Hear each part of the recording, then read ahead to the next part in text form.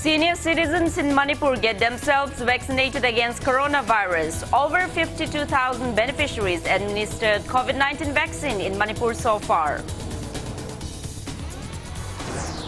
And India logged single-day spike of 12,286 new COVID-19 cases, taking country's tally above 1,11,24,000. Recovery rate stands above 97%.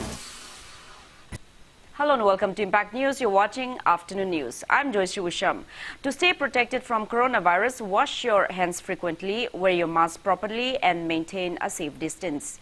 Now the news in details. Senior citizens in Manipur are getting themselves vaccinated against coronavirus. The nationwide COVID vaccination for senior citizens above the age of 60 and those above the age of 45 with comorbidities began on March 1st. Member Manipur Lokayukta and former Secretary of India, 62-year-old Amaishing Luikam, IAS retired, 66-year-old Yumnam Jogindro, IAS retired, and 61-year-old Takilambam Bhaskar, retired college librarian, were among those who got themselves vaccinated against coronavirus at Jenim Session site today. 71-year-old man also got vaccinated at District Hospital Chandil. So far, more than 52,000 beneficiaries have been administered COVID-19 vaccine in Manipur.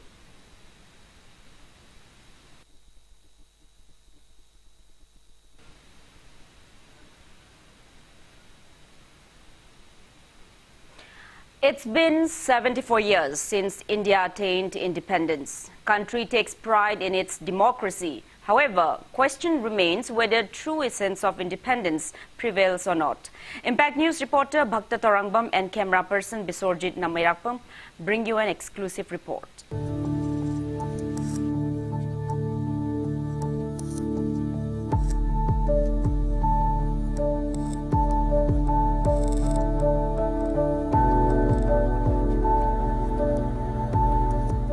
BJP-led state government under the leadership of Chief Minister Nongthombam Biren has been striving to conserve forest covers, wildlife and wetlands in the state to save the environment. Supporting the government's initiatives, All Manipur Working Journalists Union AMJU, in collaboration with Forest, Environment and Climate Change Directorate, carried out month-long campaign on Know Your Sanctuaries and Wetlands since January 31st. There seems to be a communication gap between the government and the public, which may hinder in achieving the goal. Any development program pangthok hai ta de koi prajati effect lai do taragadi compensation matang hidi hum lakani adubu compensation se koi kaibulam jawgi any Manipur gi mafam kaya da paikhat khiba project mayam ji da so koi asigi matang se hum thangje adu koi thinu koi prajagi oinadi koi compensation matang se amata laijade indigenous occupation ju oiliba koi nga pha bi sinpham je sida maning tamda nga phajara masa masu semjage haibagi wakhalon da hum lai. Meanwhile, fate of Kailam Wildlife Sanctuary under Churachandpur Forest, Parbung Range Circle of Manipur Southern Forest Division in Fazol District is at stake. Forest Department proposed Kailam Wildlife Sanctuary in 1997 to save endangered species of trees and wildlife like hornbills, deers, wild boars and others. However, the proposal is yet to be materialized due to communication gap between the government and the villages. Out of the 15 villages around the proposed 241.771 square kilometers size sanctuary, some villages are against the proposal. Opposing villages fear loss of livelihood once the hilly forest is converted into a sanctuary.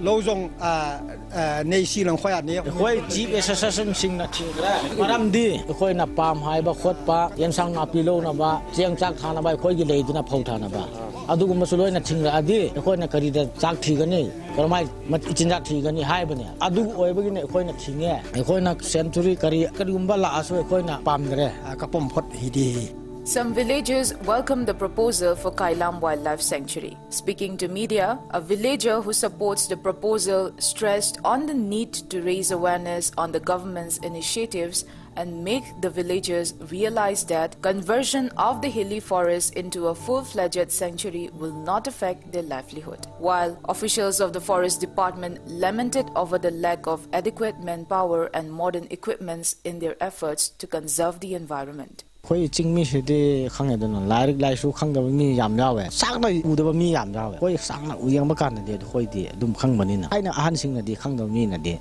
ja de sugum bam de khoi gi cha na ba thak na ba khoi gi en sang na pi pam hai na ba kar gi loi na thing na di khoi war ani adu khan ba kan na ma khoi si wa ba ni na adu gi loi thing ba wan khoi ma khan di da ki ba ma lei sarkar lo ba ni na khoi di sarkar government sarkar phama di khoi di mak ngai du na wari ma da gari chang de ba khot pa le ba matam de khoi chuai adu sarkar phom laga khot pa le ba se de khoi di wa khan di da yam harawa yam ngai chief assistant hai na adu mang na ba kari kari adu da problem le hai adu gi da mak thing ba wan adu last da di adu ma khoi na khang ma matam da se dum yar pa yai khang ma mi ne di dum yai kunja sing ji na ko khoi gi corporation ji kya pi de adu ma ta khoi gi staff su wat pa ta staff sing ji forest car amaga ai ga mo lai ko praja sing na ayam ba praja sing na yaning da gi mo amadi lai kare hai ta ra mo khoi gi ya wa khana ba ma darkar lai hai ta ra wa ta na ba mo higher level officer sing ga hai ta ra wa khan ta mi na ba ma darkar lai moi na pam je ba ji ma ro na khoi gi government na loksel la ni hai ba gi wa khol lon da ma khoi na pam da ba ne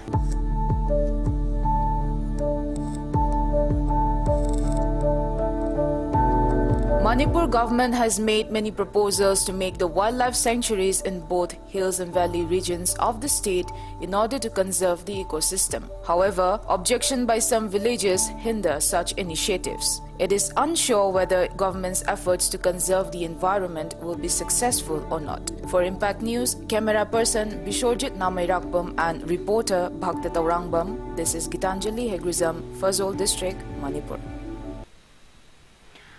Fire substation building of Indo-Myanmar border town More is in a deplorable condition and might collapse anytime. Fire personnel are sleeping on station floor in the absence of staff quarter. The fire substation was inaugurated in April of 2002 by DDEN Minister Bijoy Koijam. Station staff have been making temporary arrangements for accommodation at one's own expenses since then. Cracks have developed on the walls and floors of the fire substation office building.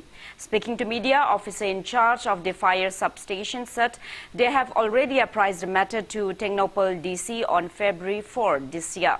The officer in charge expressed apprehension that the station building might collapse in times of earthquake and urged the authorities concerned to look into the matter at the earliest. Bharatiya Janata Party Khangabog Mandal has accorded a warm welcome to new BJP entrants from 12 polling stations of Sangayumpham village in Khangabog Assembly constituency. The reception event was held at Idiga Maninketri Laukon of Sangayumpham Part 2 yesterday. BJP Thobal District President Yumnam Kumarjit, BJP Manipur Pradesh Vice President Dr. Usham Deven, BJP Manipur President Treasurer Om Prakash Shekhawat, State Executive Member K.H. Menjor Mangang and State Vice President S. Sarda graced the event. Party caps and stoles were presented to the new members on the occasion.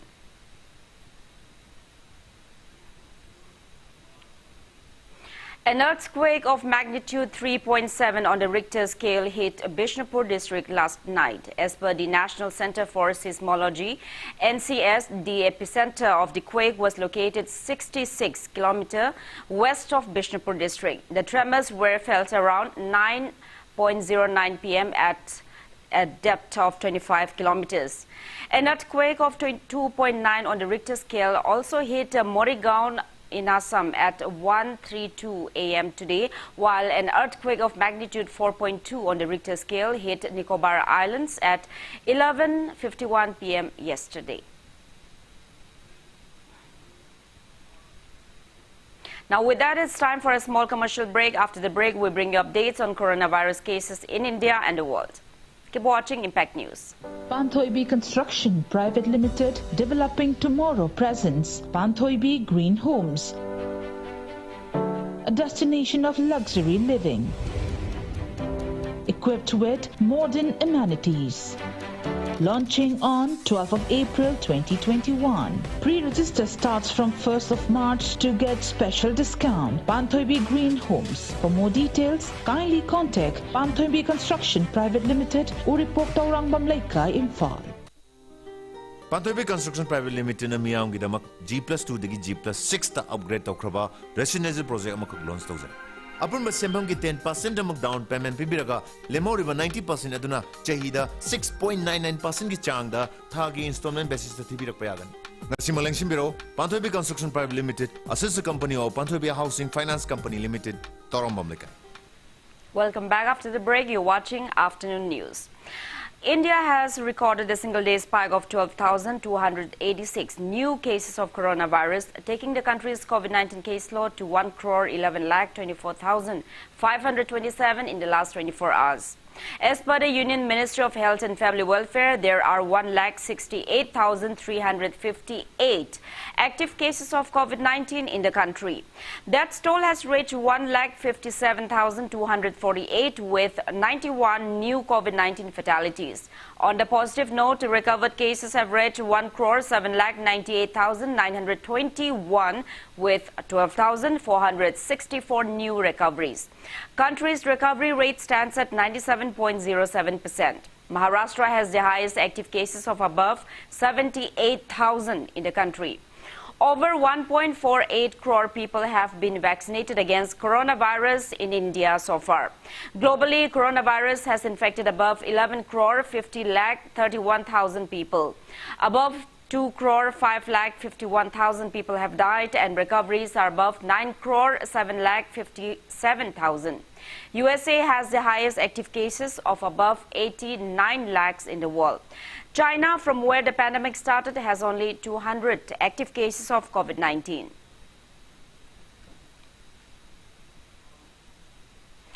COVID-19 cases are declining in the northeast region of India. There is only one active COVID-19 case in Arunachal Pradesh, despite the Arunachal Pradesh's government's efforts to ensure that the state becomes corona-free. While Assam has the highest number of COVID-19 active cases of above 1,631, followed by Sikkim with 45 active cases and Tripura with 42 active cases. There are 30 active cases of COVID-19 in Manipur, 20 in Mizoram, 17 in Meghalaya and 7 in Nagaland.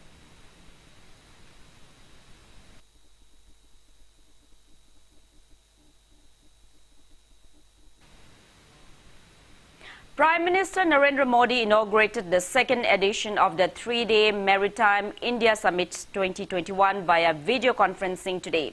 The Maritime India Summit 2021 is being organized by the Ministry of Ports, Shipping and Waterways.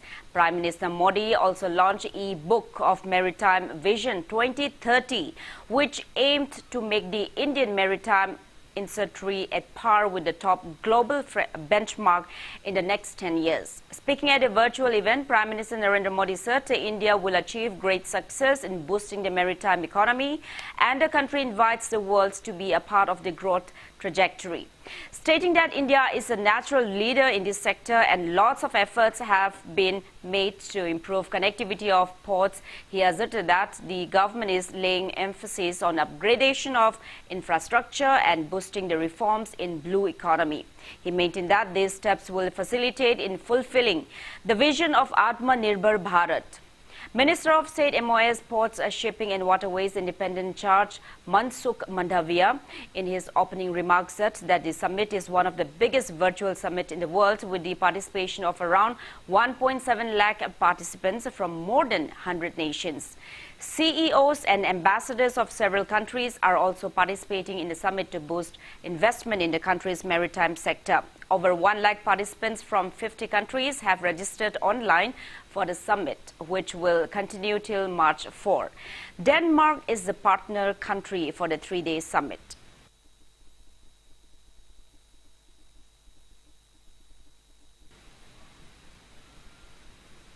Prime Minister Narendra Modi has said that empowerment of small farmers is central to his government's vision. He said empowerment of small farmers will greatly help in ridding Indian agriculture of many problems. Modi was addressing a webinar on effective implementation of budget provisions regarding agriculture and farmers' welfare through a video conference. Experts from agriculture, dairy, fisheries sector, stakeholders from the public, private and cooperative sector and representatives from banks funding the rural economy participated in the webinar. He said we have to expand our country's agriculture sector into the global market for processed food.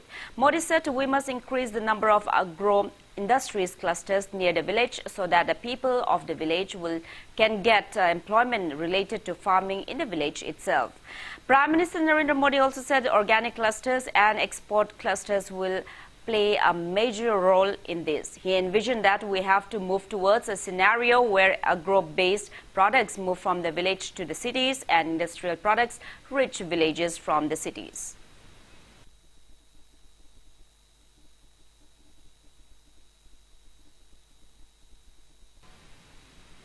And now the sports news. Churchill Brothers and Round Glass Punjab have won the 54th and 55th match of the ongoing 14th I-League respectively. In yesterday's 54th match of the ongoing league hosted by Kolkata under the aegis of All India Football Federation since January 9, Churchill Brothers beat Gokulam Kerala 3-2 at Kishore Bharati Krirangam Stadium. For the winners, Luca Maxine scored 2 goals at 26th and 87th minute, while Deepak Devrani netted 1 goal at 53rd minute. For Gokulam Kerala, Philip Adja netted 1 goal at 80th minute and Jitin MS secured 1 goal at 90 plus 2 minutes of the match. While in the 55th league match played at Kalyani Stadium yesterday, Round Glass Punjab beat Neraka FC 1-0. Baba Diawara scored the lone winning goal at 65th minute of the match.